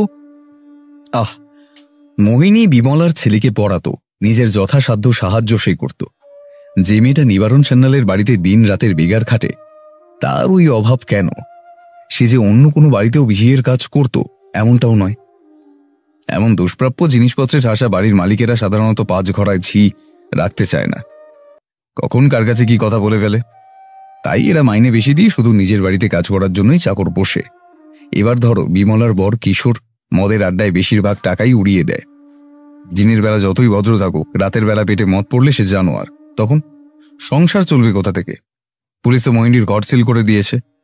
নিবারণ সান্যাল যদি খুনি না হয়ে থাকেন তাহলে পরে আলমারিতে গয়না মিসিং দেখলে আরও একটা কেলেঙ্কারি নিশ্চিত। তাছাড়া তুষার পণ্ডিতও হতে পারে। এটা কিভাবে বলছো? আমি হতে পারে বলেছি অজিত, হতে পারে। কোনো মানুষের একটা ইন্দ্রিয় নষ্ট হলে অন্যগুলি অসম্ভব মাত্রায় সজাগ হয়ে পড়ে। তুমি তুষারবাবুকে জিজ্ঞেস করো ঘরে কটা সিঁড়ির ধাপ রয়েছে, কোথায় কি জিনিস রয়েছে, সেগুলো সব নির্দ্বিধায় বলে দেবেন। শুধু একটা খটকা, যদি তুষার পণ্ডিত মোহিনীর দুধে বিষ মিশিয়েও থাকে তাহলেও সে জানল কিভাবে দুধের গ্লাসটা ঠিক কোথায় রাখা রয়েছে? দুধের গ্লাস কোনো ফুলদানি নয় যা ঘরের কোণে বহুকাল দাঁড়িয়ে থাকে। অনুমান করা সম্ভব মোহিনীর বিছানার বসে খাওয়ার অভ্যেস আছে তোমার মতো। এবারে কে খোটা মেরে কথা বলছে? হ্যাঁ, তুষার পণ্ডিতের ঘরে মোহিনীর বুনে দেওয়া 2টো মাফলার দেখেছি। এভাবেই খোদাই করা যেভাবে তার বিছানায় দেখেছিলাম। তুষার পণ্ডিত কি প্রেমে প্রত্যাখ্যিত হয়ে? আমি আবার কিছু বলতেই যাচ্ছিলাম, এমন সময় টেলিফোনটা বেজে উঠল। ব্যোমকেশ রিসিভারটা তুলে হ্যালো বলতেই কিছুক্ষণের মধ্যেই তার মুখে এক অদ্ভুত পরিবর্তন লক্ষ্য করলাম। ভুরু কুঁচকে গেছে, ধীরে ধীরে চোয়াল শক্ত হচ্ছে। তাই নাকি? আপনি নিশ্চিত ভালো করে দেখেছেন? ঠিক আছে। রিসিভারটা রেখে দিয়ে সে বলল, নিবারণ সান্যালের ঘরে একটা পুরনো উইল পাওয়া গেছে। সেই উইল অনুযায়ী নিবারণ সান্যালের মৃত্যুর পর সম্পত্তির 2/3 পাবে মোহিনী আর বাকি 1/3 রুষা বেগম। উইলটা করা হয়েছে 1932 সালের 28শে ফেব্রুয়ারি। নিবারণ সান্যাল বলেছে ওটাই তার একমাত্র উইল, নতুন করে আর কিছু কখনো তৈরি করেননি। তবে উইলটার কথা নাকি তিনি ভুলেই গিয়েছিলেন। এবারে ভেবে দেখো, নিবারণ সান্যাল মোহিনীর বাসের ঘরেই শোয়, এমনিতেই তার ওপর বেগম জানের বেজায় রাগ। এবারে কোনো উপায়ে যদি মোহিনীকে খুন করে দোষটা নিবারণবাবুর ঘাড়ে ফেলা যায় তাহলে পুরো সম্পত্তি কে পাবে? 20 বছরে মেয়েকে বিষ খাইয়ে খুন, যাবজ্জীবন ছাড়া আর কিচ্ছু হবে না। তাছাড়া নিবারণ সান্যালের অন্য কোনো আত্মীয় স্বজনও নেই। এইবার একটা জোরালো মোটিভ পাওয়া যাচ্ছে। বিচিত্র বাড়ির বিচিত্র সব চরিত্র। একটি পুরুষ মাতাল, একজন আবার হয়তো নারী। একটি পুরুষ কানা, সবারই মোটিভ সারি সারি। একজনের নাম মোহিনী, অন্যজন বিমলা। প্রথমজন লাস্যময়ী, অপরজন অবলা। আমাদের আশ্চর্যের আরও বাকি ছিল। সকাল সকাল ও বাড়িতে যাওয়ার জন্যে প্রাতরাশ সারছি। ব্যোমকেশ একটি কথাও বলছে না। এমন সময় আবার টেলিফোনটা বেজে উঠল। বিধুবাবু ফোন করেছেন। তিনি জানালেন মোহিনীর পোস্টমর্টেম হয়ে গিয়েছে। খুনের সময় 6টা থেকে রাত 9টার মধ্যে, ওর বেশি এধার ওধার হবে না। মৃত্যুর কারণ যথারীতি প্যারাকুয়েট ডাইক্লোরাইড। সারা বাড়ি তন্ন তন্ন করে খুঁজে দেখা হয়েছে, বিষের শিশি কোথাও মেলেনি। ঘরের আশেপাশেও তল্লাশি চালানো হয়েছে, এমন কিছু মেলেনি যে বোতলে বিষ রাখা থাকতে পারে। মোহিনীর বুকে কফ জমে গিয়েছিল, তবে আশ্চর্যের ব্যাপার এই যে মোহিনী 2.5 মাসের অন্তঃসত্ত্বা। খবরটা শোনা মাত্রই ব্যোমকেশ খাওয়া ছেড়ে তীর বেগে ঘর থেকে বেরিয়ে গেল। আমিও পেছন পেছন ছুটলাম। নিবারণ সান্যালের বাড়ির সদর দরজায় এসে যখন পৌঁছই তখন ঘড়িতে 8:10। ফটকে 2 লাল পাগড়ি মোতায়েন রয়েছে। সারা রাস্তা দেখলাম ব্যোমকেশ রাগে ফুঁসছে। এখন দ্রুত পায়ে ভেতরে ঢুকে নিবারণ সান্যালকে বসবার ঘরে দেখতে পেয়ে ভদ্রলোকের কলারটা চেপে ধরল সে। আমার একটা লজ্জা করলো না শয়তান, লজ্জা করলো না নিজের মেয়ের সঙ্গে এমন জঘন্য অত্যাচার করতে? নিবারণ সান্যাল তখন চা পানে ব্যস্ত। সামনের সোফায় রুষা বেগমও বসে রয়েছেন। হই হট্টগোল শুনতে পেয়ে বিমলাও রান্নাঘর থেকে বেরিয়ে এসেছে। কি করছেন আপনি? কি করছেন? ছাড়ুন আমাকে, ছাড়ুন আমাকে। শয়তান, মাত্র 20 বছরের একটা বাচ্চা মেয়ে, তুই তার বাবা হয়ে মেয়েটার সাথে এমন করলি? ওপরে তাকিয়ে দেখি লাঠি হাতে তুষারবাবুও বাইরে এসে রেলিং ধরে দাঁড়িয়েছেন। কি হয়েছে? এত হট্টগোল কেন? কি হয়েছে? আমি আর 2 কনস্টেবল মিলে ব্যোমকেশকে কোনো রকমে আলগা করতে নিবারণবাবু বলে উঠলেন, এটা কি ধরনের অসভ্যতা ব্যোমকেশবাবু? আমার মেয়ে মারা গিয়েছে, এখন কি যাতা বলছেন আপনি? কি সব বাজে বাজে কথা বলছেন? একদম বাজে কথা বলবেন না। পাঞ্জাবির পকেট থেকে রিভলভার বের করে সামনের দিকে উঁচিয়ে ধরল ব্যোমকেশ। একদম বাজে কথা বলবেন না। ইতিমধ্যেই বিধুবাবু এসে উপস্থিত হয়েছেন। শোরগোল শুনে তিনি হন্তদন্ত হয়ে ভেতরে ছুটে এলেন। ব্যোমকেশ বাবু, এ আপনি কি করছেন? বন্দুক হাতে দাঁড়িয়ে আছেন কেন? সরকার কি আপনাকে ছেলে খেলা করবার জন্য বন্দুক দিয়েছে? খুনি তো বিমলা, ওই তো বিষ মিশিয়েছে মোহিনীর দুধে।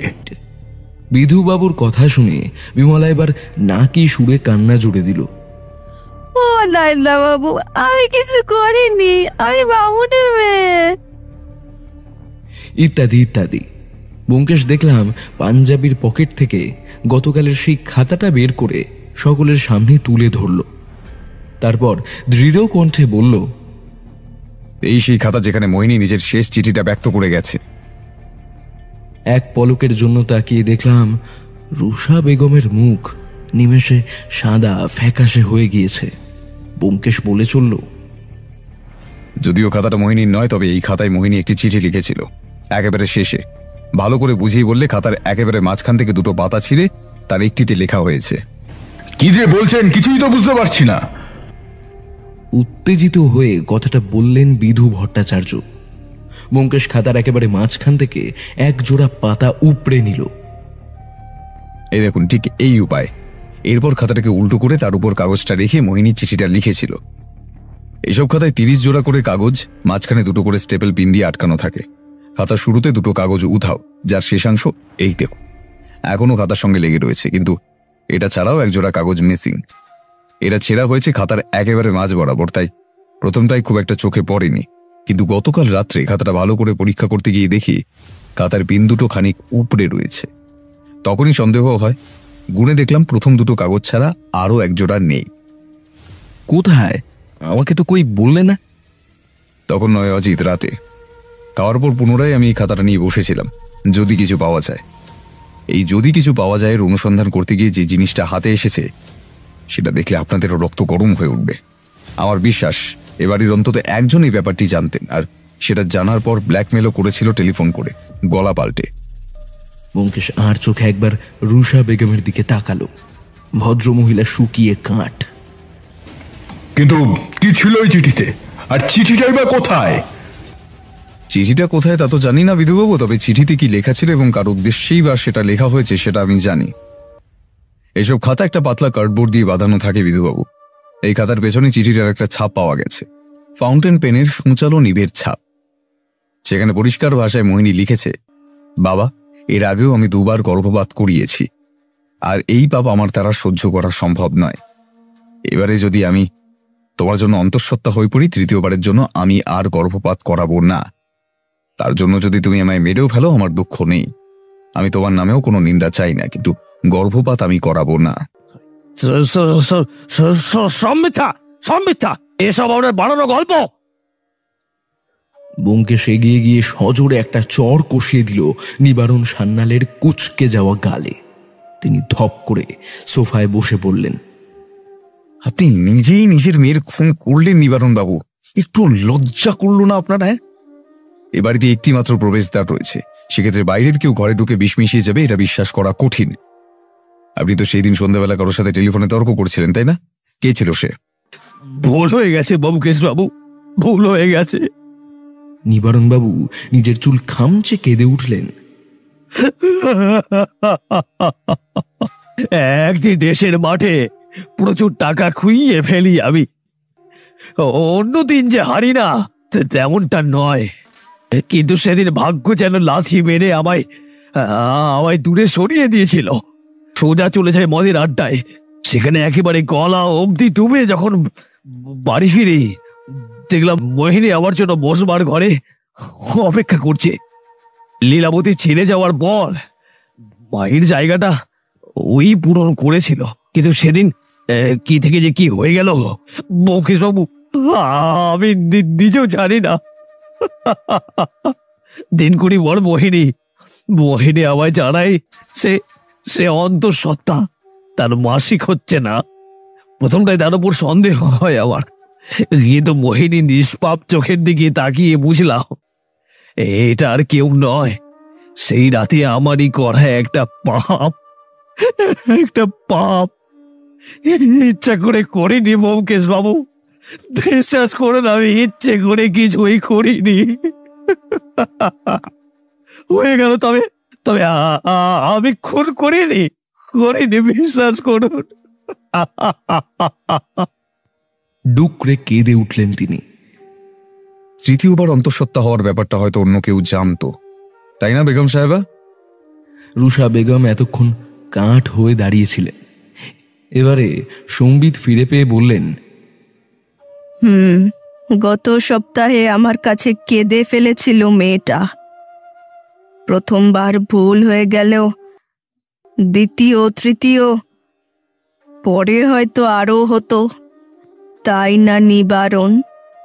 এই ব্যাপারটা একটা স্বাভাবিক রূপেই পাল্টে গিয়েছিল। মোহিনী আমার কাছে এসে বলেছিল যখনই নিবারণ জুয়ায় মারাত্মক রকমের হেরে ঘরে ফিরত তখন সমস্ত রাগ সে বের করত ওই নিষ্পাপ শরীরটার ওপর। তাই আপনি ভাবলেন এই উপায় যদি কিছুটা টাকা গছিয়ে নেওয়া যায়। মানুষ খুন করা আপনার দাঁতে নেই, তবে শয়তানটা মরবে কবে আপনি হাতে টাকা পাবেন, কবে স্কুল তৈরি হবে, তার থেকে এই ভালো। কিন্তু যদি ঘুণাক্ষরেও জানতে পারতাম জানোয়ারটা মেয়েটাকে প্রাণে মেরে ফেলবে, কখনো এরকম করতাম না, কখনো না। বিধু দারোগা নিবারণ সান্যালের কোমরে দড়ি পরিয়ে টানতে টানতে নিয়ে গেছেন থানায়। সম্প্রতি একটা নকশাল আন্দোলন শুরু হয়েছে কলকাতায়। জায়গায় জায়গায় খুন রাহাজানিতে ভরে উঠেছে। তারই মাঝে এমন একটা নারকীয় ঘটনার সঙ্গে নিজেরাও যে কখনো জড়িয়ে পড়ব এটা কল্পনা করিনি। আচ্ছা ব্যোমকেশ, অন্য চিঠিগুলোর ব্যাপারে কিছু বললে না কেন? সিগারেট ধরিয়ে একটা লম্বা টান দিল সে, তারপর দীর্ঘশ্বাস ফেলে বলল, এমনিতেই এদের নিয়ে কম হাসিটারটা হয় না সমাজে।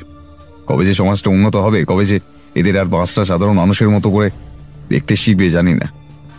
সেখানে এই বিষয়টা নিয়ে যদি বেশি নাড়াঘাটা করতাম তাহলে আরও একটা মানুষের জীবন নরকে পরিণত হতো। জেনে রাখবে, ভালো খবর যতটা দ্রুত ছড়িয়ে পড়ে তার থেকে অনেক তাড়াতাড়ি ছড়িয়ে পড়ে এই খবরগুলো। তাছাড়া নারী জাতি বড়ই জটিল অজিত, কখন যে কার উপর মন চলে যায় কে জানে। কিন্তু নিবারণবাবু যে ধরা পড়ার পরেও বারবার বলে যাচ্ছিলেন আমি খুন করিনি, সেটা? ইংরেজিতে একটা কথা আছে, ইনফ্যালিবল। এটা এক রকমের মানসিক রোগ বলতে পারো। দেখবে ছাগলের সামনে যখন কোনো বিপদ এসে উপস্থিত হয় তখন সে নিজে থেকেই চোখ বন্ধ করে দেয়। ছাগলটা ভাবে বিপদ হয়তো উতরে গেছে। এখানেই অনেকটা ওই রকম। এ ধরনের মানুষরা সবসময় ভাবে এরা যাই করে সব ঠিক, এদের দ্বারা কখনো ভুল হয় না। নিবারণ বাবু যে খুনটা করেছে তার ধারণা ওটা কেউ ধরতে পারবে না। পুলিশি ভাষায় আ পারফেক্ট ক্রাইম। আর গয়নাগুলোর ব্যাপারে? সত্য অন্বেষণ করাই আমার উদ্দেশ্য। চোর ধরার জন্য বড়বাবু আমায় আলাদা করে টাকা দেবেন নাকি? কথাটা বলতে বলতে হঠাৎ দেখলাম ব্যোমকেশ তড়াক করে সোজা হয়ে বসলো। মরেছে অজিত, মরেছে। কি কি কি হয়েছে? সত্যবতী আসছে। এমন সময় সিঁড়িতে পায়ের শব্দ শোনা গেল, আর কিছুক্ষণের মধ্যেই সত্যবতীর আগমন। বসবার ঘরে আমাদের বসে থাকতে দেখে সে কড়া দৃষ্টিতে আমাদের দিকে চেয়ে রইল। ব্যোমকেশ আমতা আমতা করে হেসে বলল, ও তুমি এসেছো? আমি গলা চেপে বললাম, আপনি থেকে একেবারে তুমি। ব্যোমকেশ আমার কাঁধে হাত দিয়েই দাঁড়িয়েছিল। এবার একটা চিমটি কেটে বলল, এসো না, বসো। আমি তো বসতে আসিনি এখানে, ময়দানের দিকে ঘুরতে যাওয়ার ইচ্ছে হলো, দাদা ব্যস্ত তাই চলে এলাম। ঠাকুরপো, তুমি যাবে? আমি তোমাকেই ডাকতে এসেছি। ঠাকুরপো? আমি ঠাকুরপো হয়ে গিয়েছি? হ্যাঁ, কথাটা যে আমার উদ্দেশ্যে বলা হয়েছে ওটা প্রথমটাই বুঝতেই পারিনি। ঠাকুরপো, তুমি কি যাবে? আমার একা একা ঘুরতে ভালো লাগে না। অগত্যা ব্যোমকেশের গুপ্ত সত্যান্বেষণের মাঝে আমাকেও আর জুড়তে হলো। ব্যোমকেশ কটমট করে আমার দিকেই তাকিয়েছিল। সত্যবতীও ছাড়বে না। আগেই বলেছি, গৃহদেবীকে চটিয়ে কোনো লাভ নেই, তাই এক প্রকার বাধ্য হয়েই বেরিয়ে পড়লাম। ব্যোমকেশ অনেক চেষ্টা করলো রাগ ভাঙানোর। হাওয়ায় মিঠাই, টাঙা গাড়ি, ফুচকা, এমনকি একটা দামি পারফিউমের শিশিও কিনে দিয়েছে সে। তবুও সত্যবতীর রাগ ভাঙে না। দূরে একদল ভব ঘুরে খেলা দেখাচ্ছে। 10 গজ দূরত্বে দড়ি দিয়ে 3 কোণা করে বাঁশ বাঁধা। একটি বাচ্চা মেয়ে হাতে লাঠি নিয়ে সেই দড়ির উপরই নিজের ভারসাম্য বজায় রাখার চেষ্টা করছে। মেয়েটির মাথায় আবার একটা প্লেট, তার উপরে একটা আপেল। সত্যবতী সেই দিকেই ছুটে গেল। কলকাতায় এদের হামেশাই দেখা যায়, তা হয় হিন্দুস্থানি, না হয় বাংলাদেশ থেকে পালিয়ে এসেছে। উপরে বাচ্চা মেয়েটা খেলা দেখাচ্ছে, আর নিচে একটা বাচ্চা ছেলে দর্শকদের কাছে নিজের টুপি নিয়ে এগিয়ে যাচ্ছে। যার যেমন সামর্থ্য সে তেমনই ফেলে দিচ্ছে ওই টুপিতে। কেউ 1 টাকা, কেউ 2 টাকা, কেউ বা 5 টাকা। বেশ কিছু মেম সাহেবদেরও দেখলাম দাঁড়িয়ে দাঁড়িয়ে হাততালি বাজাচ্ছে। হঠাৎ ব্যোমকেশ আমাদের দুজনের হাতে মারল একটা হ্যাঁচকা টান। ভিড় থেকে বেরিয়ে আসতেই সে বলল, চলো অজিত। কি, কেন, কোথায় জিজ্ঞাসা করতে যাব তার আগেই হাতের ইশারা একটা রিক্সা থামালো ব্যোমকেশ। তারপর সত্যবতীকে সেই রিক্সায় তুলে ভাড়া মিটিয়ে দিয়ে সে বলল, সত্য তুমি বাড়ি যাও, একটা অসমাপ্ত কাজ মনে পড়ে গেছে। সত্যবতী দেখলাম কটমট করে ব্যোমকেশের পানে তাকিয়ে আছে। সে দৃষ্টিকে তোয়াক্কা না করেই ব্যোমকেশ বলল, ও হ্যাঁ, ভালো কথা, তোমার আতরের শিশিটা দাও তো, যেটা আজ কিনে দিলাম। সত্যবতী রাগে গজগজ করতে করতে আতরের শিশিটা ব্যোমকেশের হাতে গুজে দিয়ে রিক্সাওয়ালাকে বলল, চলো দাদা। এখন সন্ধে হব হব করছে। পাশেই একটা টেলিফোন বুথ ছিল। ব্যোমকেশ দেখলাম সেখানেই ঢুকে কার সাথে যেন বেশ কিছুক্ষণ বোঝানোর ভঙ্গিতে কথা বলল। তারপর বেরিয়ে এসে বলল, চলো। তার চোখ জল জল করছে। এই ভরা সন্ধ্যায় আমরা আবার নিবারণ সান্যালের বাড়ির সামনে এসে উপস্থিত হলাম। তুষার পণ্ডিত তখন বাড়ির ছাদে বসে বাঁশি বাজাচ্ছেন। অদ্ভুত সেই সুর, শুনলে মন জুড়িয়ে যেতে বাধ্য। রুষা বেগমকে পুলিশ পাকড়াও করেনি, তার বিরুদ্ধে সেভাবে কোনো প্রমাণ পাওয়া যায়নি। আমরা ভেতরে ঢুকলাম। ব্যোমকেশ আগেই বলে দিয়েছে এখন সে একাই কথা বলবে, কেউ জুতো পরে ভেতরে ঢুকবে না, একটা আওয়াজও যেন না হয়। নতুন কেনা আতরের শিশিটা সারা গায়ে ঢেলে সে শেষ করে ফেলেছে। আতরের তীব্র গন্ধে নাক ঝাঁঝিয়ে আসে সবার। ব্যোমকেশ ধীরে ধীরে সিঁড়ি বেয়ে ওপরে উঠে গেল। আজ তার ছাত্ররা কেউ আসেনি। তুষার পণ্ডিত একাই সামনের দিকে মুখ করে বাঁশি বাজিয়ে চলেছে। ঠিক তার পেছনেই সূর্য অস্ত যাচ্ছে। সব মিলিয়ে অদ্ভুত এক পরিবেশ সৃষ্টি হয়। আমরা যখন টিনের দরজায় গিয়ে উপস্থিত হলাম তখন তুষারবাবু নিজের বাঁশি থামিয়ে দিলেন, আর চোখে একবার পেছনে দেখে মৃদু হাসলেন তিনি। ছাদে একটা টেবিল চেয়ার সবসময় থাকে, এখানেই তুষারবাবু ছাত্রদের প্রশিক্ষণ দেন। নিজের বাঁশিটা টেবিলে নামিয়ে রেখে ঘুরে দাঁড়ালেন তিনি। মৃদু হেসে বললেন, আরে এটা ব্যোমকেশ বাবু না? সঙ্গে অজিত বাবুও আছেন মনে হয়। তা আজ এত তীব্র আতর মেখেছেন কেন? নিবারণ সান্যালের মতো আপনাদেরও কি আতরের শখ রয়েছে? ব্যোমকেশ শটাং একটা প্রশ্ন করে বসল। কোনটা কেন করলেন তুষারবাবু? মোহিনী আপনার কি ক্ষতি করেছিল? সবার মুখের দিকে তাকিয়ে দেখলাম ওখানে একমাত্র আমি অবাক হয়েছি, আর সবাই যেন সবটাই আগে থেকে জানতো।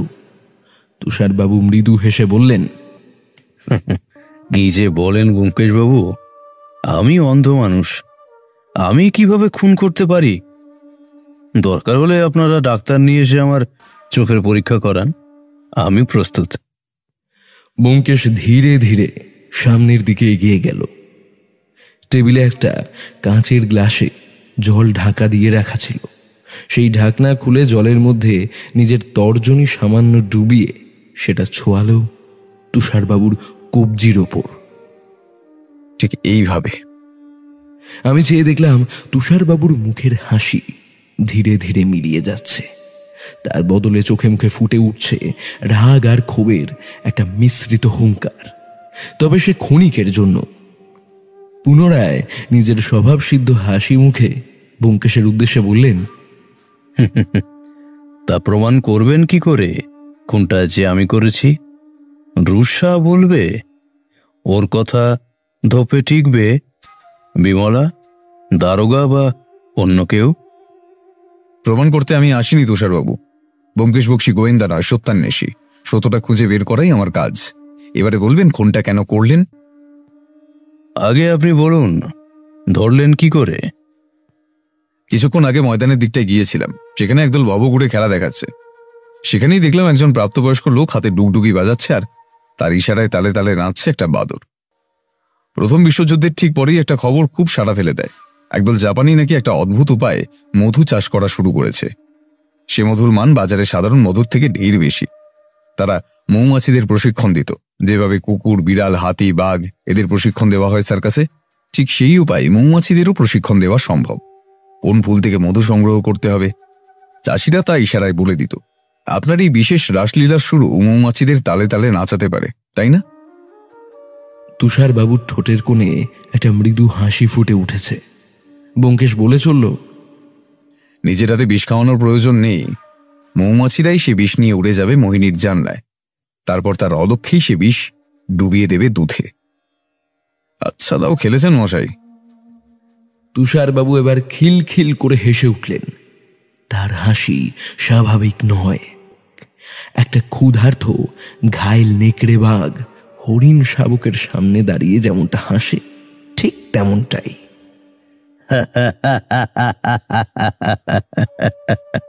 হ্যাঁ, আমি খুন করেছি মোহিনীকে। নিবারণ একটা চামার ছিল, শয়তান, জানোয়ার, নরকের কীট। অমন সুন্দর একটি মেয়ের ওপর ওইভাবে কেউ অত্যাচার করতে পারে? মোহিনী কেমন দেখতে আমি জানি না ব্যোমকেশবাবু, তবে মনের ভেতর তার যে ছবি এঁকেছি সেটা ভারী সুন্দর, ঠিক আমার মায়ের মতো। মোহিনী যখন রুষার ঘরে বসে কাঁদছে, তখন আমি ছাদে উঠছি পায়চারি করতে। ওর গলা শুনে থমকে গেলাম। একবার মনে হলো ছুটে যাই, কি হয়েছে জিজ্ঞাসা করি। তখনই ওর কথাগুলো স্পষ্ট আমার কানে এলো। তখনই আমি জানতে পারলাম মোহিনী নতুন করে অন্তঃসত্ত্বা হয়েছে। জানোয়ারটা গর্ভপাত করাতোই, এতে আর বড় ব্যাপার কি? রাতের বেলা এসে ফুর্তি করে তারপর পেটে ধরলে গর্ভপাত। আমি মোহিনীকে ভালোবেসে ফেলেছিলাম ব্যোমকেশবাবু, খুব খুব ভালোবেসে ফেলেছিলাম। ও যেভাবে আমার খেয়াল রাখতো, আমার সঙ্গে হেসে কথা বলতো, গল্প করত, অমন মেয়েকে ভালো না বেশে পারা যায়? নিজের মনের কথা বলেও ছিলাম, কিন্তু ও না করে দিয়েছিল। আমার কাছে আসাও বন্ধ করে দিয়েছিল মেয়েটা। আমি কিচ্ছু মনে করিনি, কিন্তু সেদিন যখন ওই কথাটা শুনলাম, তখন আমার মাথায় রক্ত চেপে গেল। ঠিক করলাম এই নরক থেকে মেয়েটাকে মুক্ত করতেই হবে। যদি নিবারণকে মারি, সমাজ মেয়েটাকে ছিঁড়ে খাবে। তার চেয়ে ওর মরণই শ্রেয়। হ্যাঁ হ্যাঁ হ্যাঁ, ওর মরণই শ্রেয় ব্যোমকেশ বাবু, ওর মরণই শ্রেয়। পুনরায় খিলখিল করে পৈশাচিক হাসিটা হেসে উঠল তুষার পণ্ডিত। দারোগাবু, নিয়ে যান আপনার আসামিকে। দারোগা বাবু? তুষারবাবু, ইংরেজদের আদালতে রুষা, বিমলা, আমি, অজিত বা অন্য কারো সাক্ষ্য গ্রহণযোগ্য না হলেও আসামি যদি খোদ ডিস্ট্রিক্ট ম্যাজিস্ট্রেটের সামনে নিজের অপরাধ স্বীকার করে তাহলে গ্রহণযোগ্য হবে। ডিস্ট্রিক্ট ম্যাজিস্ট্রেট মানে ব্যোমকেশ বাবু? এবারে বুঝতেই পারছেন আতরের কামাল। একটা সিগারেট ধরালো ব্যোমকেশ। তুষারবাবু নিজের বাঁশিটা তুলে নিতে গেলেন। অজিত, ওটা সরাও জলদি। আমি বিদ্যুৎ বেগেই টেবিল থেকে বাঁশিটা সরিয়ে নিলাম। তুষারবাবু হেসে বললেন, শিল্পীকে কেড়ে নিলেন ব্যোমকেশ বাবু, শিল্পকে কিভাবে ছিনিয়ে নেবেন? হ্যাঁ, কথাটা বলেই নিজের ঠোঁট দুটো একটা বিশেষ ভঙ্গিতে বাঁকিয়ে সেই অদ্ভুত সুরটা গাইতে শুরু করলেন তুষার পণ্ডিত। আমরা পাথরের মতো দাঁড়িয়ে দেখলাম। মাথার উপর কিছু মৌমাছি তখন ভোঁ ভোঁ করছিল। কয়েক সেকেন্ডের মধ্যেই সেগুলো ছাদ থেকে উধাও হয়ে পুনরায় ফিরে এলো। আর তারপর সঙ্গে সঙ্গে বিঁধে গেল তুষারবাবুর গলায়, ঘাড়ে। চারিদিক থেকে যেন খামচে ধরল তারা। একটা নয়, দুটো নয়, একেবারে 20-22টা। আচ্ছা ব্যোমকেশ, মৌমাছিদের পক্ষে কি একটা শিশি নিয়ে উড়ে যাওয়া সম্ভব? শিশি নিয়ে উড়ে গেছে কে বলল? তখন গ্লাসের খেলা যে দেখালাম, কি দেখলে তাহলে? শিশিটা ছাদের রেলিংয়েই খোলা অবস্থায় রাখা ছিল। তুষারবাবু যখন বাঁশিতে একটি বিশেষ সুর ধরলেন তখন মৌমাছির দল একে একে শিশির কাছে গিয়ে নিজের পেছনটা তরলে ডুবিয়ে উড়ে গেল। রাসলীলা। তারপর তারা মোহিনীর জানলায় গিয়ে তার অলক্ষ্যে নিজের পেছনটা ডুবিয়ে দিল দুধের গ্লাসে। কেল্লাপথে। বুঝলে অজিত, মৌমাছির মতো প্রাণীদের প্রশিক্ষণ দেওয়া বাঘসিংহের থেকেও ঢের বেশি শক্ত কাজ। লোকটার প্রতিভার অভাব ছিল না। একটা দীর্ঘশ্বাস ফেলে ব্যোমকেশ চুপ করলো। তুমি বুঝলে কি করে? এই প্রথমবার সত্যান্বেষীও ফেল মেরে গিয়েছিল, বলো? আমি মুচকি হেসে প্রশ্নটা করলাম। তুষারবাবু যদি নিজে না স্বীকার করতেন তাহলে আমার আর কিছুই করার ছিল না। তোমার মনে আছে আমরা সেদিন জিজ্ঞাসাবাদ করতে আশপাশটা ঘুরেছিলাম? তুমি তো কয়েকজন ভক্ত পেয়ে গদগদ হয়ে এগিয়ে গেলে। এই ভাগে তুষার পণ্ডিতের ছাত্রদের আমি জিজ্ঞেস করি ওই দিন সন্ধ্যাবেলা লোকটা তাদের শিশি জাতীয় কিছু ফেলতে দিয়েছিল কিনা। উষা বেগমের ছাত্রীদেরও একই প্রশ্ন করি। পণ্ডিত মশাইয়ের এই ক্ষুদ্র ছাত্র এসে আমায় জানায় যে হ্যাঁ, মাস্টার মশাই তাকে একটা চওড়া মুখওয়ালা ছোট্ট শিশি হাতে দিয়েছিল এবং বলেছিল সে যেন মনে করে শিশিটা উড়াদানায় ফেলে দেয়। আগামীকাল আবর্জনার গাড়ি এসে সব সাফ করে দেয়। বাতাস। তখনই আমার প্রথমটাই সন্দেহ হয়, যদি মোহিনীর বাবা খুনটা না করে থাকে তাহলে লোকটা কার্যসিদ্ধি করল কিভাবে? বাকিদের পক্ষে মানুষ মারা সম্ভব নয়, তাই মনটা যখন কোতকোত করছে তখনই সাপুরের সাপ খেলা দেখে আমি চমকে উঠি।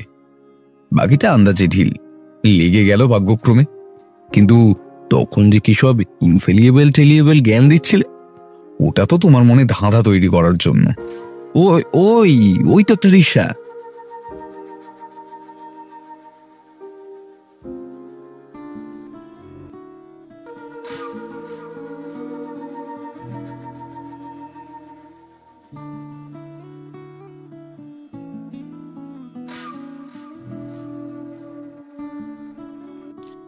এতক্ষণ শুনছিলেন সৌমেন মুখার্জির কলমে গল্প। কেমন লাগলো আজকের গল্পটি তা অবশ্যই আমাদের কমেন্ট করে জানান, যে আমরা ঠিক আর কি ইমপ্রুভমেন্ট করতে পারি।